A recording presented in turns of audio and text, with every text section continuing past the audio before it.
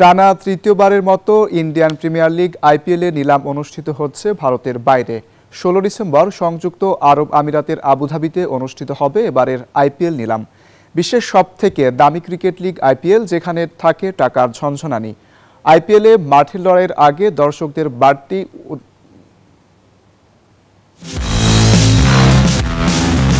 বিশ্বের সবথেকে দামি ক্রিকেট লিগ আইপিএল, যেখানে থাকে টাকার ঝনঝনানি।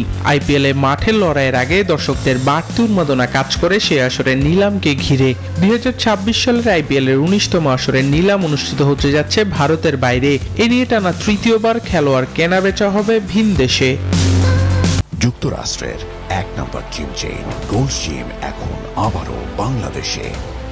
বসুন্ধরা আবাসিক এলাকা ও বসুন্ধরা সিটি শপিং মলে। এর আগে 2024 সালে আইপিএল এর 17তম আসরের নিলাম অনুষ্ঠিত হয়েছিল ভারতের বাইরে। সবশেষ আসরের মেগা নিলামও 2 দিন ব্যাপী হয়েছিল সৌদি আরবের জেদ্দায়। তবে এবারের মিনি নিলাম হবে একদিনের। তার আগে 15 নভেম্বরের মধ্যে রিটেন খেলোয়াড়দের তালিকা জমা দিতে হবে দলগুলিকে।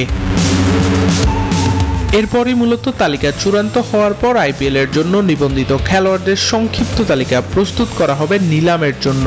তবে গত আইপিএল এ চালু হওয়া ট্রেডিং উইন্ডো চালু থাকবে নিলাম শুরুর 1 সপ্তাহ আগ পর্যন্ত, যেখানে এখন পর্যন্ত 5টি দল 4টি ট্রেড নিশ্চিত করেছে,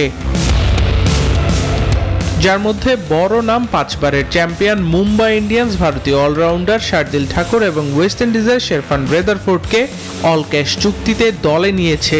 এছাড়াও আরও বহু খেলোয়াড় অপেক্ষায় আছেন তাদের দল পরিবর্তনের। আবরার আল দাইয়ান, নিউজ 24।